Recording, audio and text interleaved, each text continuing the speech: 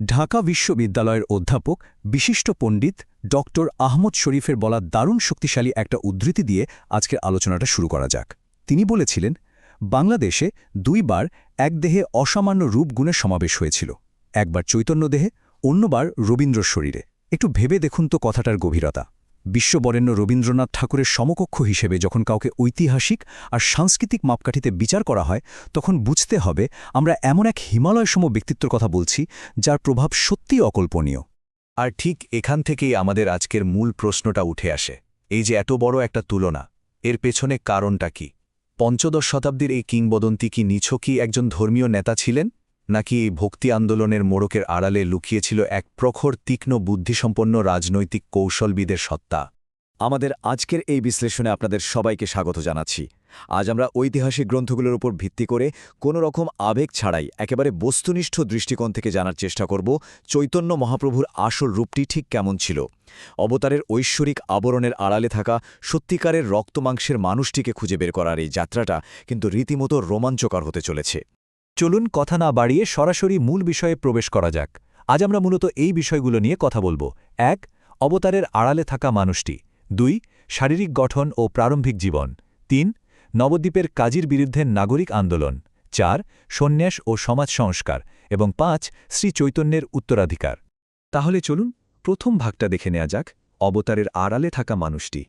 এই মহামানবের জীবনের অত্যন্ত গুরুত্বপূর্ণ কয়েকটা সময়কাল সম্পর্কে একটু ধারণা নেওয়া যাক। ১৪৮৬ সালে নবদ্বীপে জন্ম হয় বিশ্বম্ভরের। কৈশোরেই তিনি একজন অসাধারণ পণ্ডিত হিসেবে খ্যাতি পেয়ে যান, এমনকি নিজের টোলও খুলে বসেন।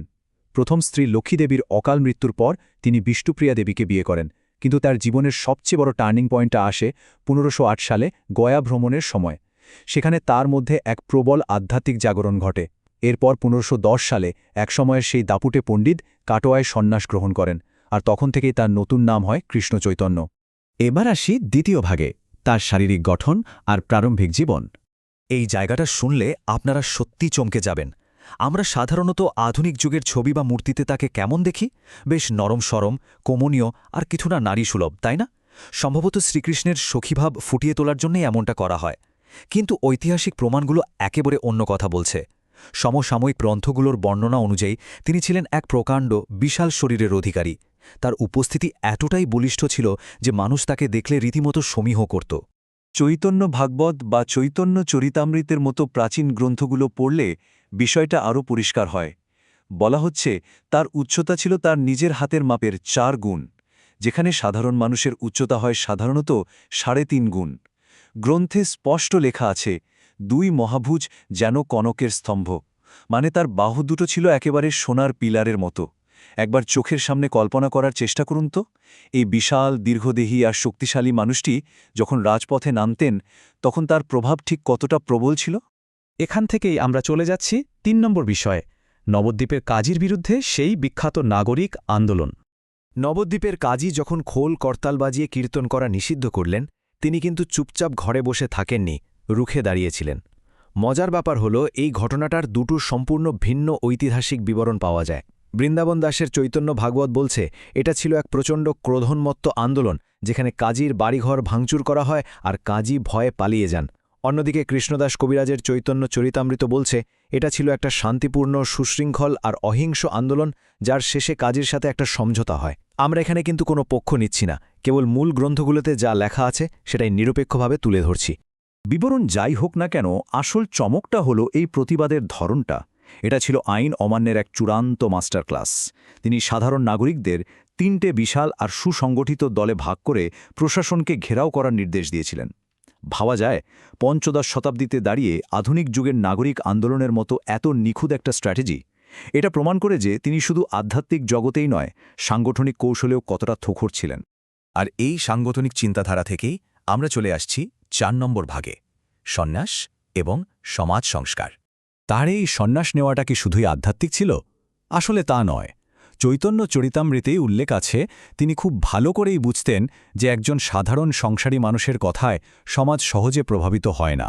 সামাজিক সম্মান এবং নিজের কথার ওজন বাড়ানোর জন্য সন্ন্যাস গ্রহণ করাটা ছিল তার একটা সুচিন্তিত মাস্টারস্ট্রোক পদক্ষেপ।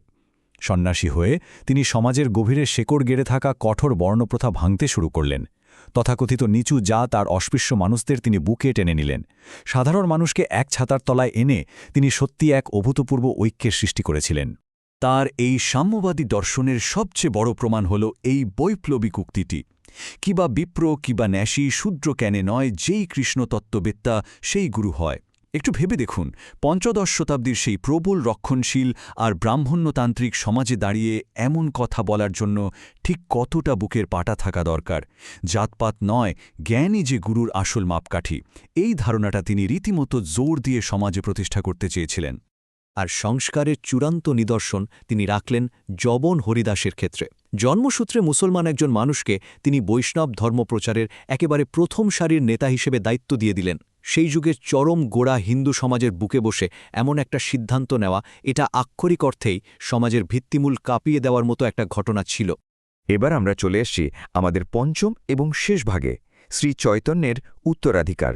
তবে এই উত্তরাধিকার মূল্যায়ন করতে গেলে মানুষটার চরিত্রের একটা অন্য দিকও আমাদের দেখতে হবে। তিনি সারা জীবন প্রেম আর ভক্তির কথা বললেও প্রয়োজনে কিন্তু ভীষণ কঠোর হতে পারতেন। ছোট হরিদাস নামের এক কীর্তনিয়াকে তিনি চিরতরে বর্জন করেছিলেন। অপরাধ? তিনি কেবল একজন মহিলার কাছ থেকে চাল চেয়ে এনেছিলেন। শত অনুরোধেও তিনি তাকে ক্ষমা করেননি, যার ফলে ছোট হরিদাসকে শেষ পর্যন্ত আত্মহননের পথ বেছে নিতে হয়। এই মর্মান্তিক ঘটনাটি প্রমাণ করে যে তিনি নিজের নীতির প্রশ্নে কতটা আপোষহীন এবং কড়া ধাতের মানুষ ছিলেন। কিন্তু বৃহত্তর প্রেক্ষাপটে যদি আমরা দেখি, তার ইম্প্যাক্টটা ছিল এক কথায় যুগান্তকারী। সেই সময়কার রাজনৈতিক বাস্তবতা ছিল ভীষণ কঠিন। আফগান তুর্কি শাসনে জোরপূর্বক ধর্মান্তরকরণ আর বাংলার নিজস্ব সংস্কৃতি বিলুপ্ত হওয়ার একটা প্রবল হুমকি ছিল। ঠিক সেই সময় দাঁড়িয়ে অবহেলিত মানুষদের মর্যাদা দিয়ে তিনি সমাজকে এমনভাবে ঐক্যবদ্ধ করেছিলেন, যার ফলে বিনা অস্ত্রে বিনা যুদ্ধে বাংলার সাংস্কৃতিক পরিচয় রক্ষা পেয়েছিল। ঐতিহাসিকরা মনে করেন এই আন্দোলনটা না থাকলে হয়তো বাংলার সনাতন সমাজের অস্তিত্বই চরম বিপদে পড়ে যেত। আর তাই আমাদের আজকের এই বিশ্লেষণ আমরা শেষ করছি একটা অত্যন্ত গভীর প্রশ্ন দিয়ে। শ্রীচৈতন্য কি আসলে বাংলার একেবারে প্রথম নবজাগরণ বা ফার্স্ট রেনেসার সত্যিকারের এক অঘোষিত স্থপতি ছিলেন? অবতারের ওই ঐশ্বরিক মিথের আড়ালে লুকিয়ে থাকা তীক্ষ্ণ বুদ্ধিসম্পন্ন, সুসংগঠক আর সমাজ সংস্কারক এই মানুষটির বিশাল রাজনৈতিক ও সামাজিক উত্তরাধিকার কি আমরা আজও পুরোপুরি বুঝে উঠতে পেরেছি? আপনারা কি মনে করেন?